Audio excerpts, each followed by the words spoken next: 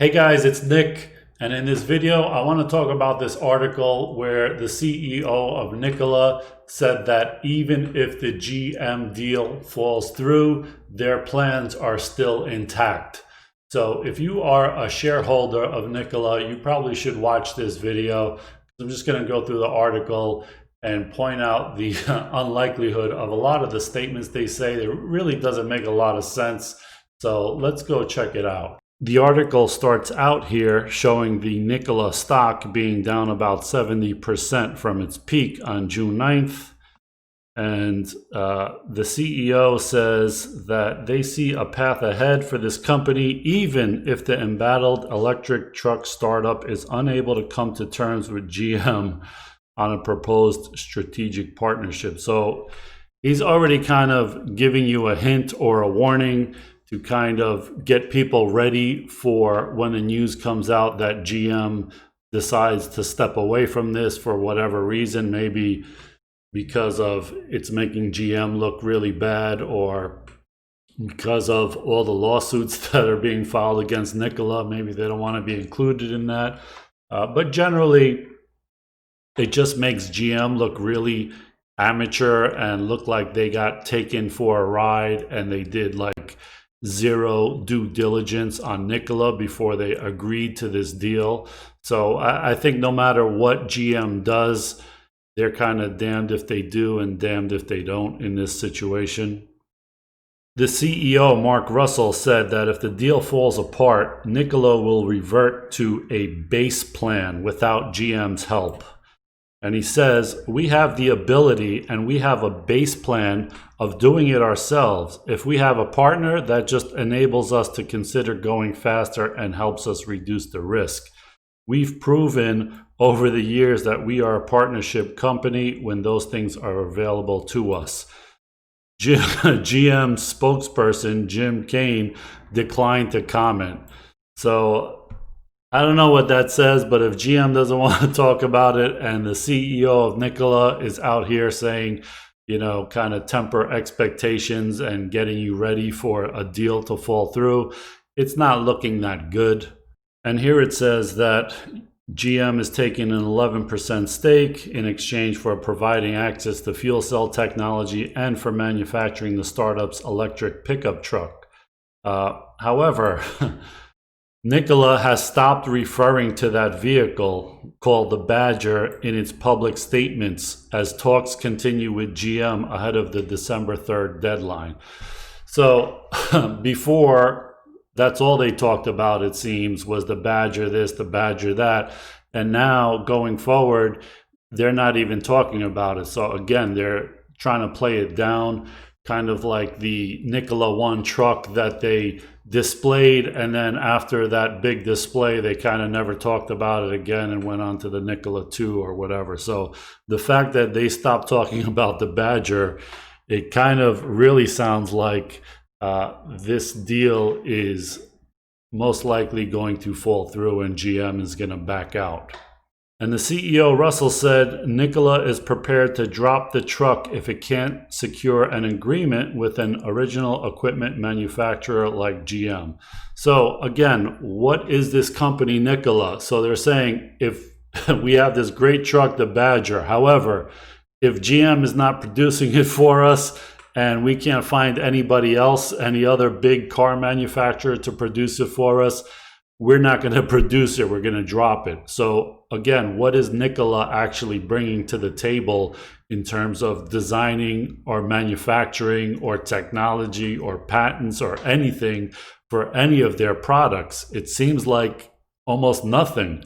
It says the Badger is part of our discussion with GM, and we've been clear all along that we wouldn't build a Badger without an OEM partner. I think what he means to say is we can't build the Badger without somebody building it for us, and especially a big car manufacturer, because Nikola can't do any of this stuff on their own. So Nikola also held talks with BP about building hydrogen fueling stations, and Russell says that they still reaffirmed the timeline and declined to comment on BP or specify any other potential partner. But he also said Nikola has a plan to develop hydrogen infrastructure on its own if it's unable to arrange a suitable alliance. Again, this is the same thing with GM. Basically, they can't do it on their own, but if they can get somebody to do it for them, they'll do it. Now, they say that if they don't get a partner, they're going to do it on their own. That sounds very unlikely to me, especially since the head of the hydrogen infrastructure partner was Trevor Milton's brother, who has almost no experience in anything like that. So Nikola also has other agreements with technology providers, including Bosch for their fuel cell technology to make a fuel cell truck, which Bosch is basically building for them again as well, and their battery electric semi-truck that's also basically being built by Iveco.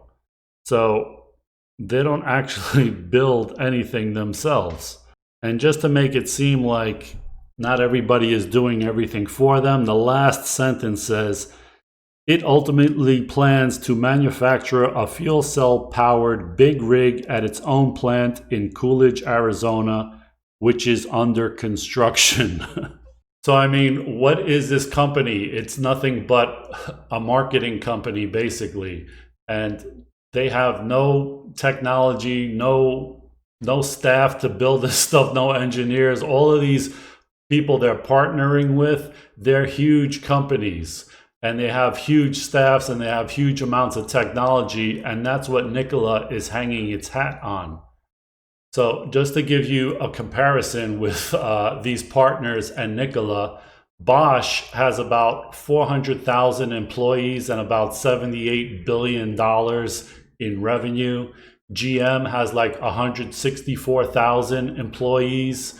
Even Tesla has like 48,000 employees. And Uber, which doesn't build anything, it's just the app, has 22,000 employees. So how many employees does Nikola have? According to Yahoo, it has 256 employees. Maybe they've added to that a little bit. Maybe they have 1,000 by now or something. I don't know. But do you think when Bosch is building their fuel cell truck over there in Germany with their 133 years of experience in electronics and all that, they're like calling up Nikola and be like, hey, send us a couple of your top 256 employees over here to help us with this fuel cell? Or Iveco, this huge truck manufacturer, is like, hey, can you spare a few of your employees, take them off the job of building their warehouse in Arizona for the time being and come help us with this battery electric truck or something?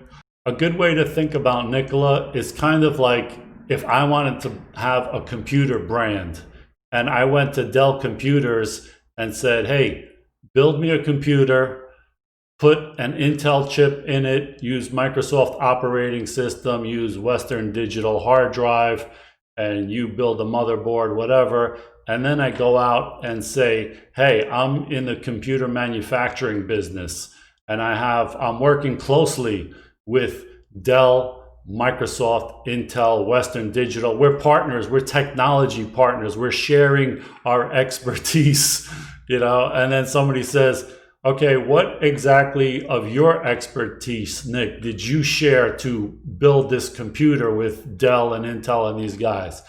And I said, well, I did hire this guy to kind of make a rendering of a new box for the desktop computer that Dell's making for me. And I also picked the color of the box. So that's something, right?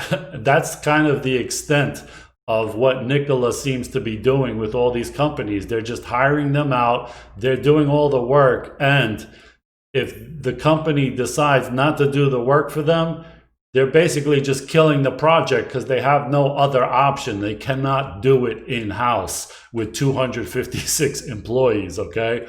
It's not going to happen.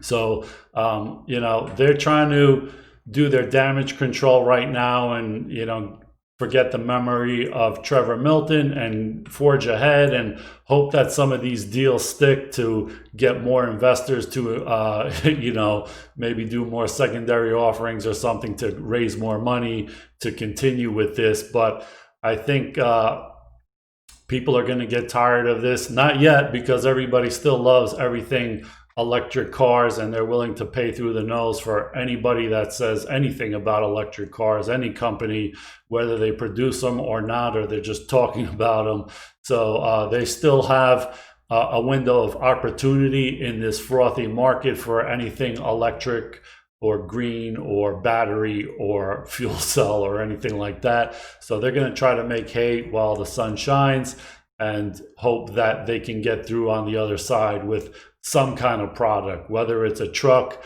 a pickup truck, a fuel cell, anything, even a few hydrogen fuel cell stations or something to show investors, to keep them on the hook.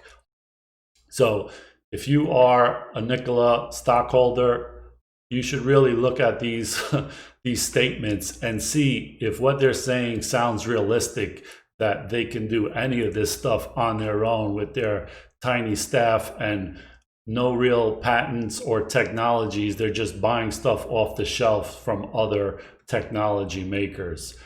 So what does that make Nikola? A marketer, I guess. I don't know.